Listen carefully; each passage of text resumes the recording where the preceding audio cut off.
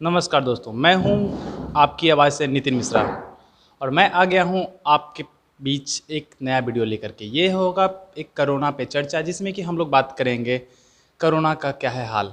तो आज हम लोग एक टॉक शो शुरू करेंगे जिसमें कि बात करेंगे कोरोना पे चर्चा टीचर के साथ कोरोना पे चर्चा। तो चलिए आगे मिलाते हैं आपको। हमारे शहर के जाने माने शिक्षक हैं SK ठाकुर सर, तो ये हैं हमारे साथ और इनसे बातें करेंगे कैसा रहा पिछला बार जो कि कोरोना का फर्स्ट फेज़ और ये सेकेंड फेज़ है। तो फर्स्ट फेज़ में कैसा रहा और ये सेकेंड फेज़ में कैसा फील करें, चूँकि लगातार जितने भी शिक्षण संस्थान हैं बंद ही रहे हैं। बीच में लगभग 1 या 2 मंथ के आसपास खुले होंगे, बाकी 2 साल तो शिक्षा का हाल बहुत ही बुरा रहा। तो शिक्षा का हाल बुरा है, साथ ही में टीचर की आर्थिक स्थिति की बात करें या फिर टीचर की रोज़ी रोटी की बात करें, पूरी तरह से 2 साल से बंद ही रहा है।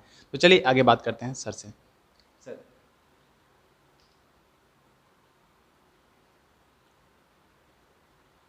नमस्कार साथियों, आपका ये प्रश्न जो है पूरे समाज के लिए प्रश्नवाचक चिन्ह बन के रह गया है। पिछली बार जब कोरोना आई थी तो उतनी भयावह नहीं थी, किसी तरह से लोग उस समस्या से पार आए।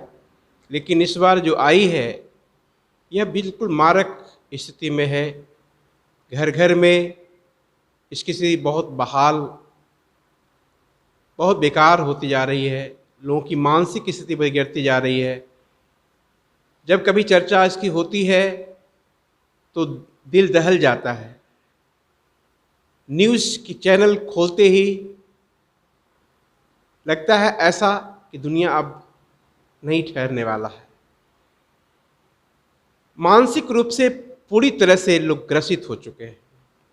आर्थिक स्थिति का कहना क्या, खास करके प्राइवेट शिक्षक संस्थानों में जो काम करने वाले टीचर, स्कूल के बंद हो जाने के कारण, शिक्षण संस्थान के बंद हो जाने के कारण आर्थिक स्थिति बहुत काफ़ी खराब होती जा रही है और कहीं भी सांत्वना की स्थिति मिलती नज़र नहीं आ रही है। अगर थोड़ी सी बात होती है, चिकित्सकों से बात होती है, तो पहले चिकित्सक इस क्षेत्र में जब किसी को भी क्रॉनिकल डिजीज़ हुआ करता था, जब किसी बहुत बीमार हुआ करता था, तो लोग उसे जो भी कहे, लेकिन डॉक्टर इतनी मानसिक रूप से उसको आश्वस्त कर देते थे कि लगता है इसको बीमारी है ही नहीं। लेकिन आज इस काल में तो उल्टा ही होते जा रहा है या नहीं है, ये बताने के पहले इतने लोगों को भयभीत कर देते हैं कि आप बिल्कुल कोरोना हो गया और अब आप कोरोना से पीड़ित हो गए, आप कोरोना से अब आपकी मौत हो जाएगी, मौत की तांडव दिखाने की स्थिति को पैदा कर देते हैं। जबकि पहले इससे बड़े बड़े रोग हुआ करते थे। लोग जब चिकित्सक के पास पहुंचते थे तो उनकी आधा रोग समाप्त हो जाया करते थे। लेकिन अभी जो है उनके पास पहुंचते ही जो आधा रोग है, जो ना भी है, वो भी सामने दिखने लग जाता है। चाहे हार्ट स्पेशलिस्ट के पास जाए तो स्वस्थ व्यक्ति को भी वो हार्ट की बीमारी बना देते हैं। चाहे वो किसी भी चिकित्सा में जाइए, आप अटेंडेंट के रूप में हैं, पेशेंट को लेके गए हैं, पेशेंट जैसा भी है, लेकिन अटेंडेंट को इस कदर से मेंटली टॉर्चर कर देते हैं कि वो भी बीमार हो जाता है। साथियों, मुझे समझ में नहीं आता कि आज किस कदर से लोग किस दिशा में जा रहे हैं। समाज को सुधारना है या समाज को गर्त में ले जाना है? मानव को ऊपर उठाना है या मानव को बहुत नीचे ले जाना है? किस दिशा में लोग काम करते जा रहे हैं, मुझे समझ में नहीं आ रहा है। इससे भी अधिक बड़े बड़े रोग सुना करते थे कि हुआ करता था। लोग आसानी के साथ सब मिलकर के निपटते थे। खास करके जो चिकित्सा क्षेत्र हुआ करता था, जो प्रबुद्ध वर्ग हुआ करते थे, वो रोगों को इस कदर से लोगों के सामने प्रस्तुत करते थे जैसे लगता है कि वो रोग था ही नहीं। केवल सावधान करते थे, लोगों को प्रिकॉशन में रखते थे, लोगों को ढंग से रहने के लिए, जीने के लिए सिखाते थे। लेकिन आज जिए कैसे, लेकिन उसको इतना डरा देते हैं कि आधी मौत उसको उसी जगह देते हैं और आधी मौत मरने के लिए छोड़ देते हैं। साथियों, हम ये कहना चाहेंगे, रोग जो भी हो, स्थिति जो भी हो, आर्थिक स्थिति जैसा भी होते जा रहा है, जीवन का ये अप्स एंड डाउन वेव है, होना है, सबको होता रहा है, कम बेस होता रहेगा। लेकिन ये एक पूरे वैश्विक महामारी है। इस ये महामारी से भारत, हमारा देश, हमारा राज्य, हमारा गांव झेलते जा रहा है। झेलेंगे, हमें विश्वास है कि इससे समय पार आएंगे, लेकिन अपनी मनोदशा को गिरने नहीं देना है, मजबूत बना के रखना है। इससे बड़ा बड़ा समस्या आई है, लोग इस समस्या से निजात पाकर के ऊपर उठे हैं। ये समस्या तो छोटी है, आई है। अगर कहते हैं कि हमारे पड़ोस में कोरोना पॉजिटिव हो गए तो हो गए, बस उन्हें जो कोरोना पॉजिटिव हो गए उन्हें केवल आइसोलेट रहना है, वह सुरक्षित रहना है। हमें भी ध्यान देना है कि हम भी अपने आप को सुरक्षित रखें, अपने आप को केयर में रखें। जो भी इसका प्रिकॉशन है, जो भी प्रिकॉशन हमारे स्वास्थ्य विभाग से दी जाती है, उसे हम पालन करें, मास्क लगाएं और डिस्टेंस बना करके रहें। तो आने वाला समय प्रभु हमें इस समस्या से निजात देगी। धन्यवाद।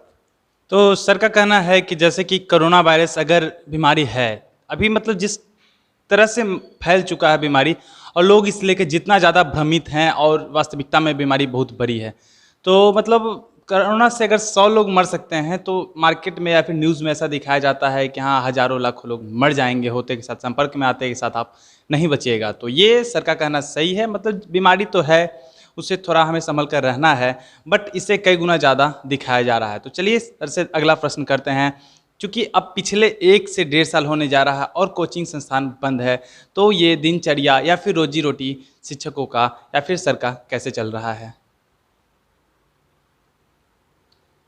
साथियों, ये तो बहुत बड़ी समस्या है। जो संस्थान या जो व्यक्ति इसी प्राइवेट संस्थान से प्राइवेट शिक्षण करके अपनी रोजी रोटी चला रहे थे, उनके लिए सामने एक बहुत बड़ा प्रश्नवाचक चिन्ह आ गया है। वो कैसे अपने जीवन को चलाएं, कैसे जीवन यापन करें। तो प्रभु की जो भी माया हो, उसके सो तो झेलना पड़ता ही है, कम बेस हो। कैसे कहें कि कैसे इसका जीवन यापन हो रहा है, हाल तो बहुत ही बेहाल हो चुकी है। लेकिन इस स्थिति में भी हम कहना चाहेंगे अपने छात्रों को, अपने साथियों, शिक्षक गणों को कि धैर्य बना करके रखना है।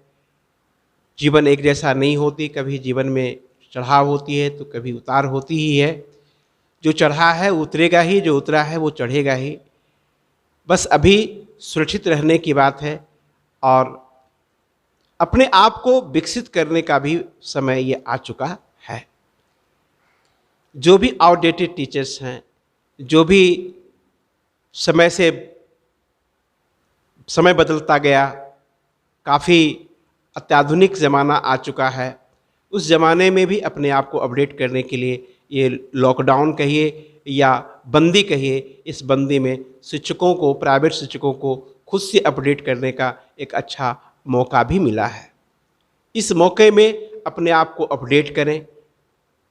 समस्या आई है, समस्या जाएगी ही। धन्यवाद। सर, तो क्या आप ऑनलाइन क्लास ले रहे हैं अभी, जिससे कि बच्चों को शिक्षा का तो बहुत ज़्यादा प्रभाव पड़ चुका है, और मतलब 1-2 साल से तो लगभग शिक्षा समाप्त ही हो चुकी है।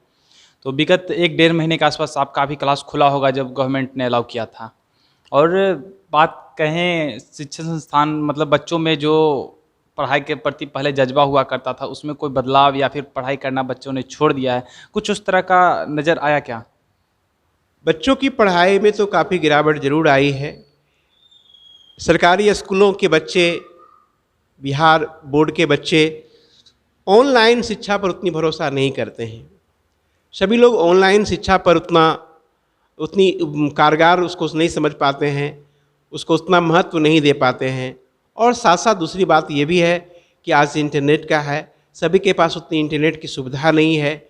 खास करके हिंदी भाषी बिहार बोर्ड के छात्र छात्राओं को मोबाइल है लेकिन एंड्रॉयड फ़ोन नहीं है, मोबाइल यूज़ करते हैं लेकिन उसमें इंटरनेट नहीं है।